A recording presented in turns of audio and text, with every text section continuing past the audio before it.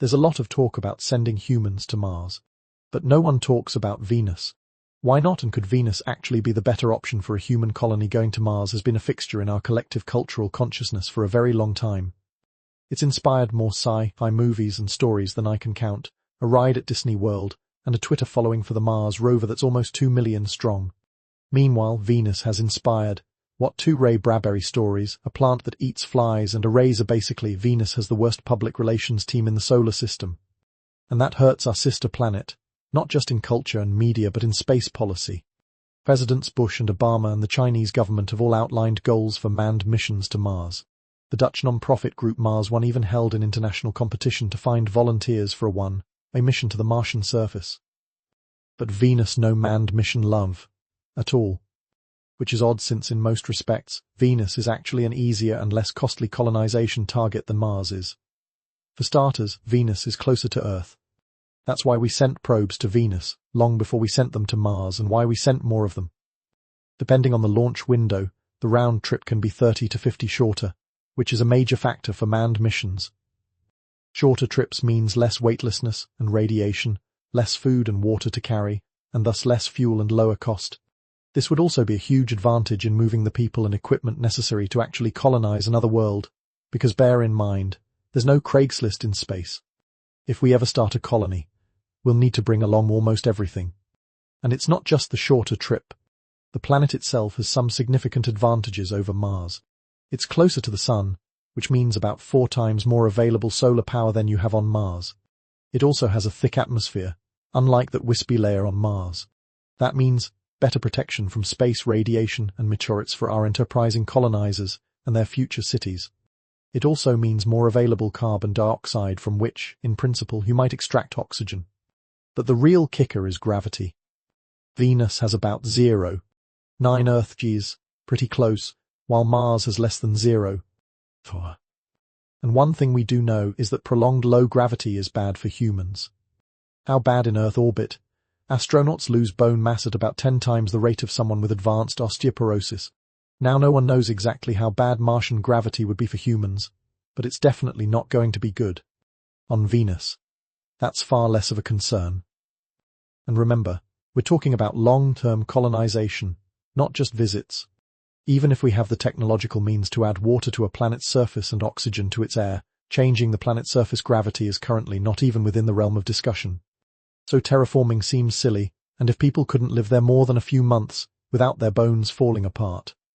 A theoretical Venusian colony thus seems to have a lot going for it. So why then this tunnel vision for Mars surfacism? I just made that word up, but hear me out.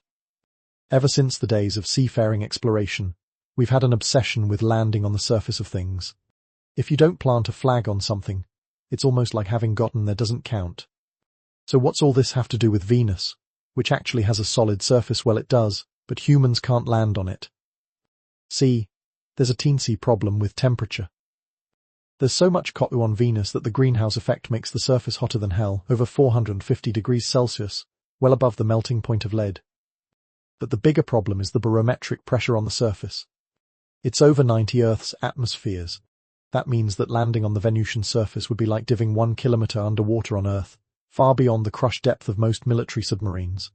In fact, most probes that NASA and the Soviets sent to the surface of Venus imploded in mid-air.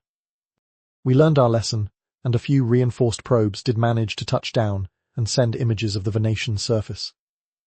But even those only lasted about 2 hours before, The point is, I think surfacism is a real bias, and the fact that we can't live on the Venusian surface could help explain why Mars gets all the hype. But maybe that's sensible. I mean, if a surface will kill us, there's no point in going there, right? Not so fast. See, around 50 kilometers or 30 miles above the Venusian surface, some interesting things happen. First, the temperature drops to only about 70 degrees Celsius. That's still super hot, but firefighting equipment on Earth can withstand proximity to forest fires, with temperatures that reach over 2,000 degrees Celsius. The pressure at that altitude also dropped to almost exactly 1 Earth atmosphere.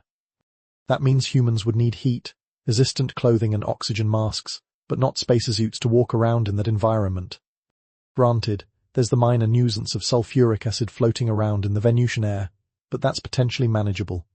And at that altitude, the atmosphere is still dense enough for lots of stuff to flow, like balloons filled with helium or maybe filled even with just regular Earth air. Throw in the favorable gravity, and it starts to look like the upper atmosphere of Venus might be the closest thing in the solar system to an Earth-like environment. So it might make sense to colonize Venus with cloud cities. I am not making this up. NASA Systems Analysis and Concepts Directorate has unveiled a conceptual blueprint for this scheme. They call it the High Altitude Venus Operational Concept, or HAVOC.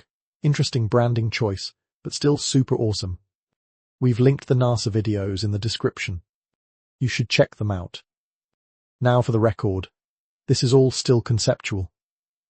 We are very far from sending this guy to lead our Venusian cloud city. But NASA is taking the idea seriously. Right now, most of the chatter is still about using Venus as practice for colonies elsewhere, like Mars. So we haven't overcome surfacism just yet. But this might change. The gravity issue alone might make Venus the go-to option for long-term human habitation. Who knows, centuries from now, if we learn how to sequester enough carbon out of its atmosphere, we might even be able to plant a flag or two. So what do you guys think? Is Venus a better colonization option than Mars? Put your $0 2 in the comments, or even better, tweet them. Occupy Venus. If we start a grassroots movement, last week, we asked how you measure the size of the universe. Here are some of your questions.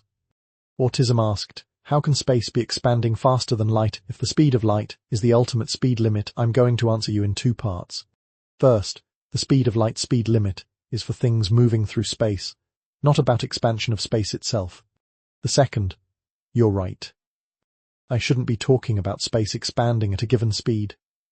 I should be talking about the size of the enlarge setting on a photocopier button.